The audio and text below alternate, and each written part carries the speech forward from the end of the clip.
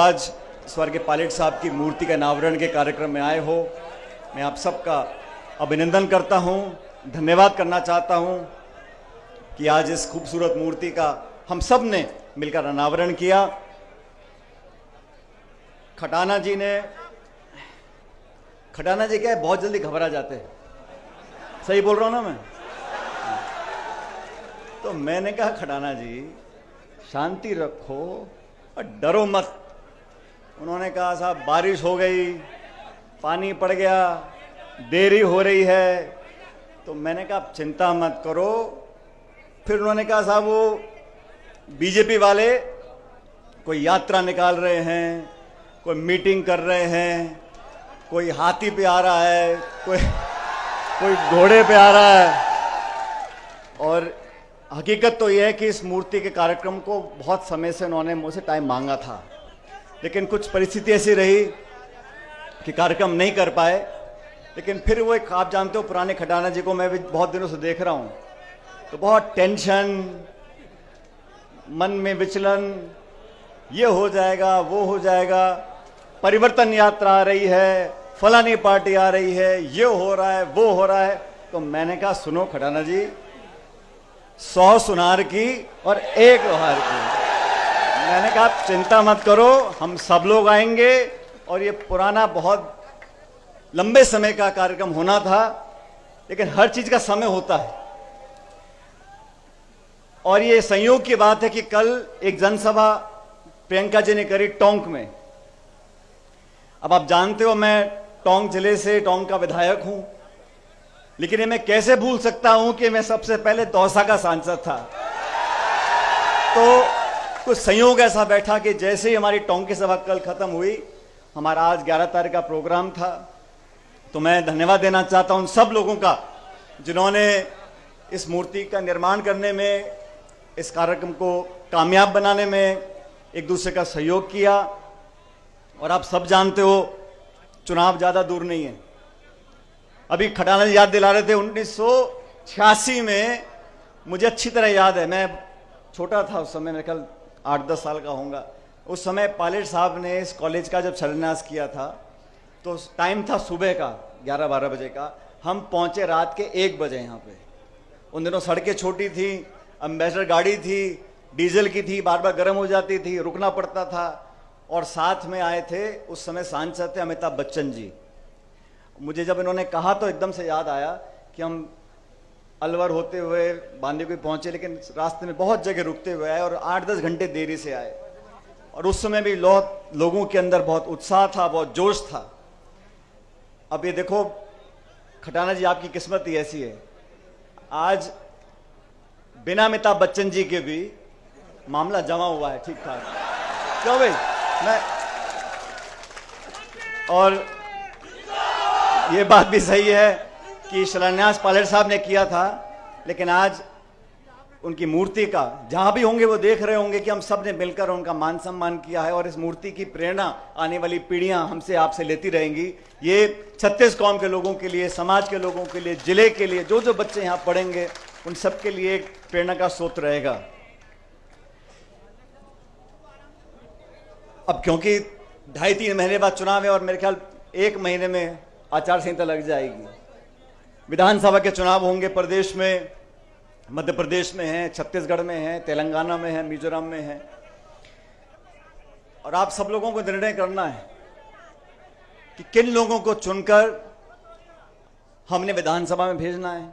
और मुझे कहने में कोई संकोच नहीं है कि आपके विधायक खटाना जी ने जो दिन रात इस बांदीकुई विधानसभा क्षेत्र में संपर्क किया है, हफ्ते में 6-6, 7-7 दिन घूम घूम कर गांव ढाणी में एक दूसरे से लोगों को जोड़ा है और बिना भेदभाव के, बिना पक्षपात के लोगों को विकास का रास्ता दिखाया है। क्योंकि साथियों, जब पहला चुनाव यहां से कांग्रेस पार्टी ने लड़ाया था खटाना जी को, अपन कामयाब नहीं हो सके थे, लेकिन उसके बावजूद भी संगठन के माध्यम से लगातार इस क्षेत्र की सेवा करी। और जब आपने जिताकर भेजा तो विकास में, संपर्क में, प्यार में, मोहब्बत में, भाईचारे में, जोड़ने में, बिना भेदभाव के विकास कराने में इन्होंने कोई कमी छोड़ी नहीं है। इसलिए आप लोगों को तय करना है और आपसे मतलब नौजवानों से, 36 कौम के लोगों से, सब लोगों से। ये पुराना क्षेत्र रहा, कांग्रेस का गढ़ रहा, यहाँ से मुरारी लाल मीणा जी विधायक रहे। और मैं तो अभी बांदीकुई की जो सिकराई की हमारी मंडी है उसमें कह रहा था, मैंने कहा बांदीकुई के लोग तो बहुत किस्मत वाले हैं, बटन एक दबाते हैं विधायक 2 मिल जाते हैं। खटाना जी का भी, अब ये माने ना माने, मंत्री विधायक दौसा से हैं, लेकिन मन और मकान बांदीकुई में बना हुआ है। अभी मकान दिखा रहे थे मेरे को बाईं तरफ का जो बोर्ड लग रहा है। लेकिन आज मैं बहुत दिनों, ये बात सच है, बहुत दिनों के बाद बांदीकुई आने का मौका मिला। बहुत से ऐसे लोग जो पहले नौजवान थे, आज उनके बच्चे बड़े हो गए, जिनके थोड़े थोड़े बाल सफेद थे आज पूरे धौले हो गए, पूरा सफेद हो गए। और मैं रास्ते में आ रहा था, सीताराम शर्मा जी की हलवाई की दुकान है बाईं तरफ कोने पे। मैंने बहुत पहले वादा किया था उनको, मैंने कहा पंडित जी आपकी दुकान पक्का आऊंगा। आज उनको देखा, मैं गाड़ी से उतरा, उनकी दुकान में गया, उनका पोता इतना बड़ा हो गया, वो 22-23 साल का पोता हो गया। तो समय बहुत जल्दी बीतता है, लेकिन समय के बीतने का मतलब ये नहीं है कि हम आपसी संबंध खत्म कर दें। और संबंध साथियों बनाने से बनते हैं, चाहे घर का भी कोई सगा संबंधी हो, चाचा भतीजा, माई मासी, कोई भी हो, अगर आप संबंध नहीं बनाओगे, और संबंध बनते हैं 2 तरफ से, एक पक्ष जोर लगाता रहे और दूसरा सुने ना, राम राम ना करे, मीठे से बात ना करे, संबंध बनते नहीं। संबंध बनाने के लिए एक दूसरे को समझना, एक दूसरे के दुख दर्द में भागीदार रहना, अपनेपन का एहसास कराना। ताली 2 हाथ से बजती है, संबंध 2 तरफ से बनते हैं। तो समय के साथ साथ जो संबंध गहरे होते जाते हैं वो संबंध सच्चे होते हैं, और समय के साथ साथ जो संबंध कम होते जाते हैं, ये समझ लो कि कमी मेरे में या तुम में हो, अगर संबंध कमजोर हुए हैं तो कमी किसी ना किसी की है। लेकिन मुझे फक्र है, मुझे गर्व है, मुझे अभिमान है कि हम लोगों का संबंध इस क्षेत्र से, इस तहसील से, जिले से जितना पहले था, भगवान की कृपा है, आज पहले से ज्यादा हो गया है। और ये सब, इसका श्रेय मैं आप लोगों को देना चाहता हूं, क्योंकि मैं भी भाग दौड़ में लगा रहता हूं। आप जानते हो, मैंने इस कार्यक्रम का आयोजित किया। इसका उद्देश्य सिर्फ मूर्ति की स्थापना करना नहीं था, इसका उद्देश्य था कि वो बात, वो सिद्धांत, वो वादे, वो विचार जो स्वर्गीय पायलट साहब ने अपने पब्लिक लाइफ में, सार्वजनिक जीवन में कहे और करे, उसका अनुसरण हम कैसे कर सकते हैं। मुझे अच्छी तरह याद है, बचपन से मैं देखता था पायलट साहब के हर भाषण में बोलते थे कि कृषि को उद्योग का दर्जा मिलना चाहिए, किसान का क्रेडिट कार्ड होना चाहिए। 20 साल बाद अब जाके सरकारों ने उस काम को किया कि किसान क्रेडिट कार्ड मिलना शुरू हो गए। आज जरूरत इस बात की है कि किसानों के बच्चे इन कॉलेजों में पढ़ें और पढ़ लिख कर उन पदों पर बैठ जाएं जहां से नीति बनती है, जहां से कार्यक्रम बनते हैं, जहां से बजट साइन होता है। अगर उन कुर्सियों पर गरीब और किसान के बच्चे बैठेंगे, उस अधिकारी को, उस नेता को बताने की जरूरत नहीं पड़ेगी कि किसानी में कितनी लागत लगती है, खाद बीज पानी कहां से आता है, फसल का बीमा कहां से होता है, गाय भैंस बकरी कहां से आती है। तभी मैं कहता हूं, पायलट साहब भी कहते थे, गरीब गांव ढाणी में पैदा होने वाले बच्चे बच्चियां, उनको शिक्षा का वरदान मिले, वो पढ़ लिख कर कामयाब हों, जो व्यवस्था इस देश में, संविधान ने बनाई है, उसका पूरा उपयोग वो कर सकें, तभी परिवर्तन आएगा, तभी बदलाव आएगा, तभी देश विकसित होगा। और देश जब आगे बढ़ रहा है, चिंता मुझे इस बात की रहती है साथियों, हमारे देश में जो खाई है गांव और शहर की, अमीर और गरीब की, वो लगातार बढ़ती जा रही है। आज जो संपन्न है, जिनकी जेब में बहुत पैसा है, उनको रोकने वाला कोई नहीं है। और जो गांव गरीब जैसे हाल में कल था, आज बहुत ज्यादा सुधार हो नहीं सका, क्योंकि उस सोच के लोग बैठे नहीं है दिल्ली की सरकारों में, जिनके मन में पीड़ा हो। आज 9 साल से एक सरकार दिल्ली में बैठी है, बजाय भाषण देने के और ज्ञान बांटने के और विज्ञापन थपनाने के, ऐसी कौन सी नीति बनाई है मुझे बता दो आप लोग। नरेगा की योजना हमारी सरकार लेकर आई, शिक्षा का अधिकार हमारी सरकार लेकर आई, रोजगार का अधिकार हमारी सरकार लेकर आई। गरीबों का 75,000 करोड़ ऋण किसने माफ किया? कांग्रेस सरकार ने माफ किया। बीजेपी की सरकार जनता ने बनाई 2014 में, उसका मैं सम्मान करता हूं, क्योंकि जनता के आगे कोई नहीं है। उस सरकार बनाने के बाद हुआ क्या? नोटबंदी कर दी, जीएसटी लगा दिया, गैस का सिलेंडर 1100 रुपए का बिक रहा है। ऐसा क्या कारण है कि केंद्र की सरकार, जो पूर्ण बहुमत की सरकार है, मिलीजुली सरकार नहीं है, हमारी सरकारों में बहुत दबाव होते थे, सहयोगी दल कुछ मांग करते थे, दबाव में हम आ जाते थे, लेकिन पूर्ण बहुमत की सरकार बनी हुई है। किसानों के खिलाफ 3 कानून आपने बना दिए। नौजवान जो फौज में जाना चाहते थे, आज आपने अग्निवीर की स्कीम लगा दी कि फौज में भर्ती हो जाओ और 4 साल में छुट्टी। वो बापड़ा 4 साल बाद के करेगा क्या? उद्योगपति परेशान, नौजवान परेशान। हां, चुनाव आ जाए तो नई डेट आती रहती है। अभी राम मंदिर का उद्घाटन 1 जनवरी को होगा, 20 जनवरी को होगा। अरे तुम आज ही कर दो ना, कौन मना कर रहा है? लेकिन मंदिर का, मस्जिद का, राम और रावण का, हिंदू का मुसलमान का, कोई कुछ हो जाए, मैं कहूं यार टमाटर 200 रुपए किलो क्यों बिक रहा था? पाकिस्तान चले जाओ। महंगाई बढ़ गई, उद्योग बंद हो गए।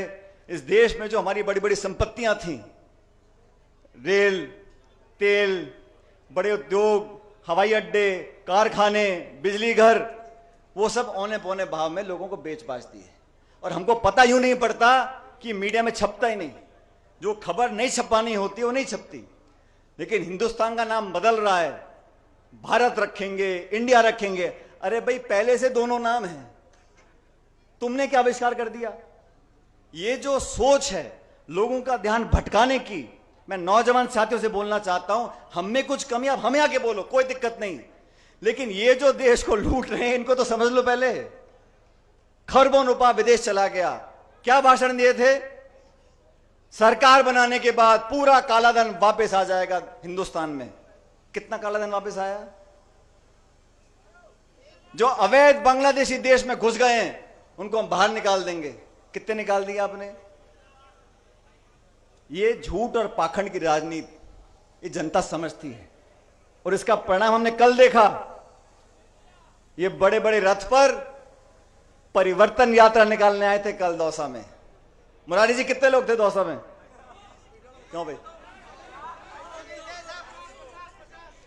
200-300 कार्यकर्ताओं को लेकर परिवर्तन यात्रा करने जा रहे हो। अरे बड़े भाइयों, खिड़कियां खोल लो, देख लो जनता कहां खड़ी है। इनके पल्ले कुछ नहीं है, मेरी बात समझो, इनके पल्ले कुछ नहीं है। सिर्फ ध्यान भटकाना, लोगों को भड़काना, धर्म जाति की बात करना, सत्ता हासिल करना और राम राम जपना, इतना ही काम है।